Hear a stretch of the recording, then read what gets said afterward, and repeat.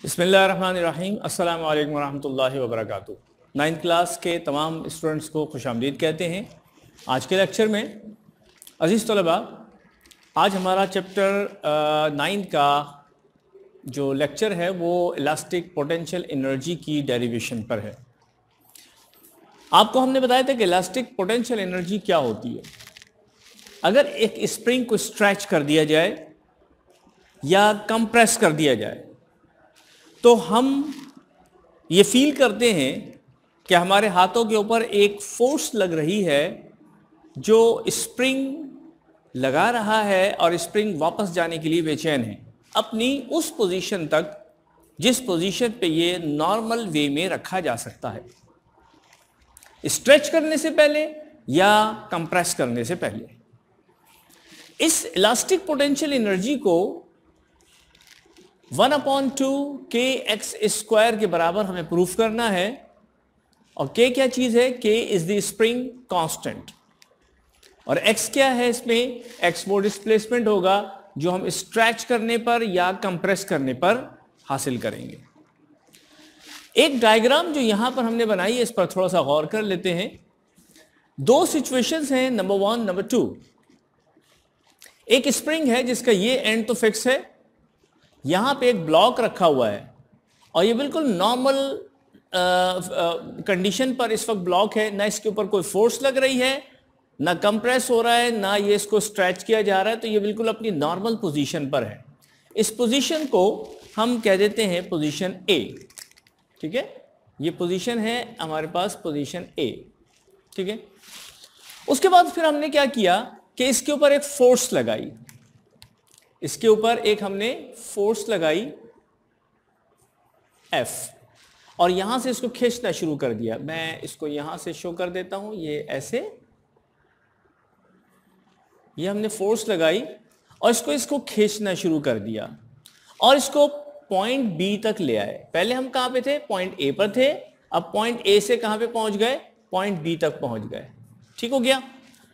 अच्छा, अब यहां पे पहुंचने के बाद अब हमने इस फोर्स को जरा थोड़ा सा अपने हाथ के ऊपर जब महसूस किया, सपोज कर लीजिए कि वो फोर्स F के बराबर है, वो फोर्स F के बराबर है। लेकिन एक बात जहन में रखने वाली ये है कि जब ये ब्लॉक पोजीशन A पर था, कोई फोर्स उसके ऊपर नहीं लग रही थी, उस वक्त तो हमने इस फोर्स को 0 के बराबर कहा था। अब हमने जब इसके ऊपर फोर्स लगाना शुरू की तो एकदम से झटके से सारी फोर्स F नहीं लगा दी, बल्कि उसको स्ट्रेच करने के लिए आहिस्ता आहिस्ता आहिस्ता आहिस्ता फोर्स बढ़ाते चले गए और जब पॉइंट B पर पहुंचे तो हमारे पास ये फोर्स F के बराबर हो चुकी थी। आपने गौर किया कि ये फोर्स एकदम से F के बराबर नहीं हुई, 0 से थोड़ी सी बड़ी, फिर थोड़ी सी बड़ी, फिर बढ़ते बढ़ते वो F तक पहुंची है, तो एकदम से वो F के बराबर नहीं हुई। तो इसका मतलब ये हुआ कि हमारे पास ना वो 0 के बराबर है ना वो F के बराबर है, बल्कि एक एवरेज फोर्स हमें यहां पर लेनी पड़ेगी जो हमारे लिए इस वक्त वर्क करेगी, यहां से यहां तक लगाने वाली फोर्स के बराबर करनी पड़ेगी कि वो हमारे पास फोर्स आई कितनी। चुनाचे हम यहां पे एक काम तो ये करेंगे, एक काम हम ये करेंगे कि एवरेज फोर्स इस्तेमाल करेंगे, पहला पॉइंट। दूसरा पॉइंट ये कि जब हमने इसके ऊपर फोर्स लगाई तो ये डिस्प्लेसमेंट कवर हुआ x। जब यहां से फोर्स लगाई तो पॉइंट A से पॉइंट B तक आ गया और डिस्प्लेसमेंट कितना कवर हो रहा है? x। तो फोर्स लगी, डिस्प्लेसमेंट कवर हुआ, तो दूसरा काम हम ये करेंगे कि वर्क डन जो हमारे पास आएगा वो F × x के बराबर आ जाएगा। ये काम हम करेंगे। तो वर्क डन, वैसे भी हमारे पास फोर्स × डिस्प्लेसमेंट होता है, कहीं पर वो S लिया जाता है, कहीं D लिया जाता है, यहां पे हमने उसको X लिया है, X भी एक डिस्प्लेसमेंट ही है। चुनाचे ये दो काम हम करेंगे। ठीक है, अपना काम हम यहां से स्टार्ट करेंगे। इसकी थोड़ी सी डिस्क्रिप्शन लिखनी है। Suppose a block is attached to a spring whose other end is fixed। जैसे हमने यहां पे इसको फिक्स कर दिया, इस पॉइंट पे, यहां पे फिक्स कर दिया इसको। If block is allowed to stretched, ठीक है,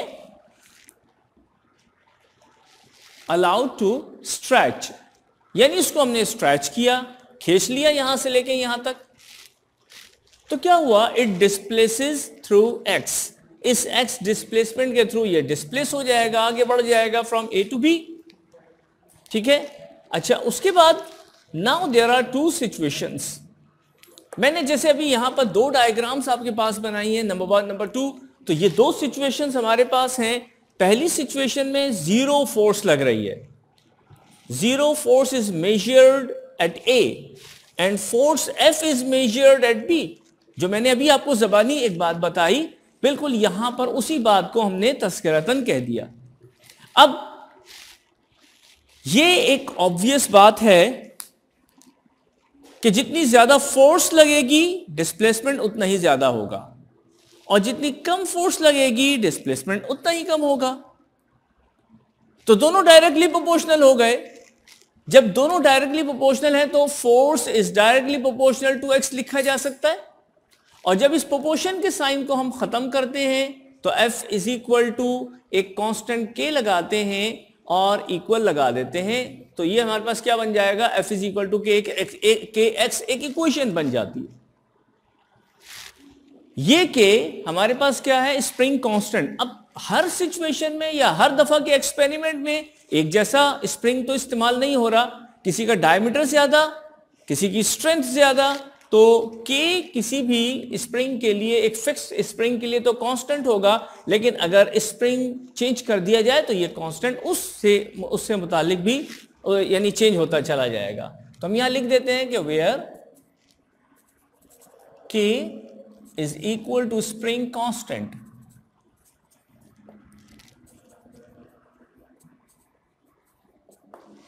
ठीक हो गया। तो वो force F is equal to k x जो हमारे पास आ रही है, अब वो पॉइंट B पर हमें मिलेगी। इस वक्त जो हमने ये फोर्स यहां पर लगाई है, जितनी भी फोर्स लगाएंगे डिस्प्लेसमेंट उसके हिसाब से कितना बन जाएगा, F is equal to k x बन जाएगा। यही फोर्स पॉइंट B पर इस वक्त लग रही है। तो दो सिचुएशंस थी, point A point B. Point A पे कोई फोर्स नहीं है, पॉइंट बी पर जो फोर्स लग रही है वो एफ थी, और एफ हमने फाइंड आउट कर लिया वो के एक्स है। तो हम ये कह सकते हैं कि पॉइंट बी पर जो फोर्स लग रही है वो के एक्स के बराबर हो गई। अच्छा, अब मैंने आपसे ये कहा कि हम ना इस फोर्स को दोनों को यूज नहीं कर सकते, इसलिए कि हमारे पास जो यहां से फोर्स लग रही है वो एकदम से के एक्स के बराबर नहीं लग रही है, वो आहिस्ता आहिस्ता बढ़ती हुई के एक्स तक जा रही है। तो एक इनिशियल कंडीशन आ गई, एक फाइनल कंडीशन आ गई, और हमें मालूम है कि अगर हमारे पास किसी सिचुएशन में दो कंडीशंस आ जाती हैं तो दोनों का एवरेज लेने के लिए first plus second divided by 2 कर दिया जाता है। चुनाचे हम यहां एवरेज फोर्स जब निकालेंगे तो वो एवरेज फोर्स हमारे पास आ जाएगी situation number 1 plus situation number 2 divided by 2। Here we use average force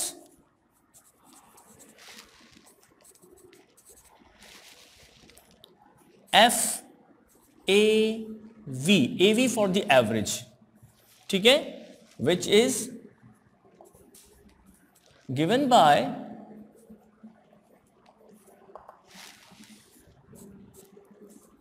FAV यानी average force is equal to force at A plus force at B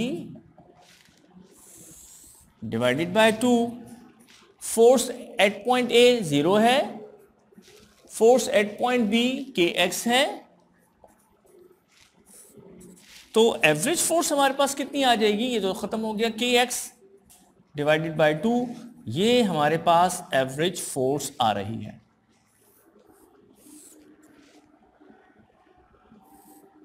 ठीक है, अब इस फोर्स को असल में हमें इस्तेमाल करना है। इस फोर्स को हमें इस्तेमाल करना है, ठीक है। ये पोर्शन अलग हो गया हमारा। अच्छा, अब हम जो काम करेंगे, अब हम करेंगे सेकंड पॉइंट पर काम। Work is equal to F multiply by the displacement x.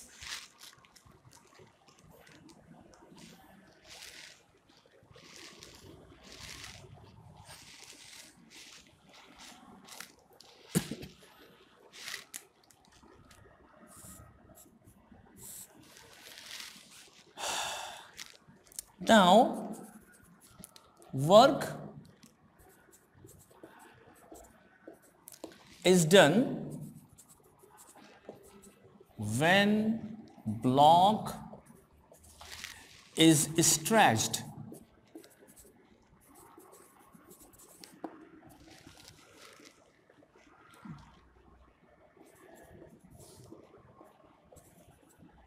which is given by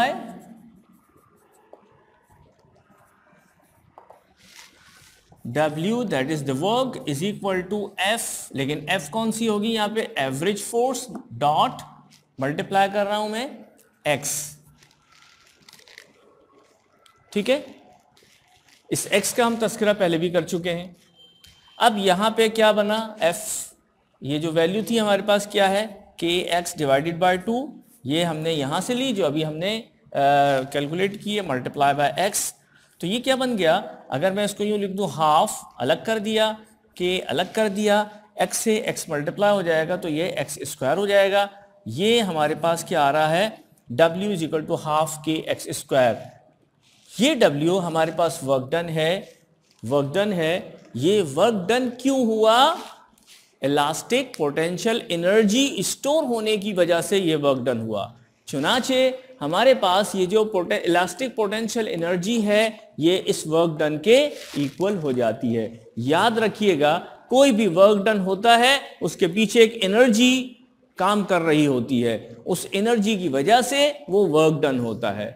ठीक है, और यहां पर भी ऐसे ही है कि ये जो वर्क डन की वैल्यू हमने निकाली, that is exactly equal to the elastic potential energy stored in the block, या यूं समझ लीजिए कि ब्लॉक और स्प्रिंग एक पूरा एक सिस्टम है, उस सिस्टम में ये स्टोर हो जाएगी।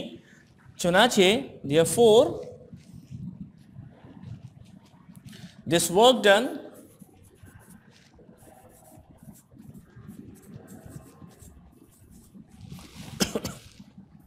is due to the elastic potential energy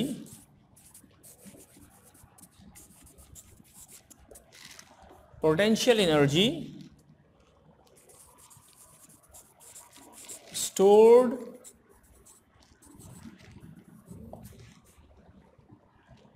in block। ठीक है, तो अब क्या बनेगा? अब ये बनेगा कि हम यहां पे इसको इक्वल कर देंगे, hence elastic potential energy is equal to half kx square।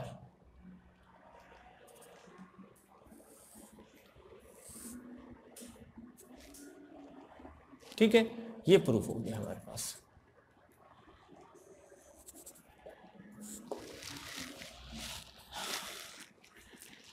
इस से हमें ये पता चलता है कि हमारे पास पोटेंशियल एनर्जी, जो लास्ट हमने क्लास में एक पोटेंशियल एनर्जी ड्राइव की थी, वो तो थी ग्रेविटेशनल पोटेंशियल एनर्जी।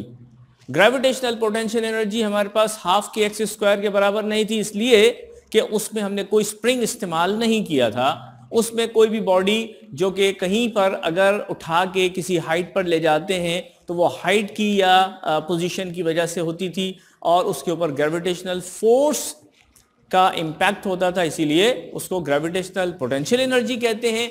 जबकि यहाँ पे हमारे पास इलास्टिक पोटेंशियल एनर्जी है जिसमें एक स्प्रिंग इस्तेमाल हुआ है और स्ट्रेचिंग है। अच्छा, ये इलास्टिक पोटेंशियल एनर्जी के लिए ज़रूरी नहीं है कि कोई स्प्रिंग ही इस्तेमाल हो। आप रबर बैंड अगर इस्तेमाल करते हैं या रबर इस्तेमाल करते हैं, उसमें भी ये इलास्टिक पोटेंशियल एनर्जी बरकरार रह सकती है, स्टोर हो सकती है, जिससे वो वर्क करेगी। तो हर वो चीज जिसमें कहीं पर इलास्टिसिटी पाई जाती है उसमें इलास्टिक पोटेंशियल एनर्जी पाई जाएगी, ठीक है। और उस पे ये जो रिलेशनशिप है ये होल्ड करेगा। अलबत्ता यहाँ पे के को हमने क्या कहा कि ये स्प्रिंग कांस्टेंट है, लेकिन अगर हमने इसको रबर बैंड इस्तेमाल किया या रबर को इस्तेमाल किया या कोई स्ट्रेचिंग मटेरियल इस्तेमाल किया तो ये के उसके हिसाब से चेंज हो जाएगा। इजाजत दीजिए, अल्लाह हाफिज, अस्सलामु अलैकुम व रहमतुल्लाहि व बरकातहू।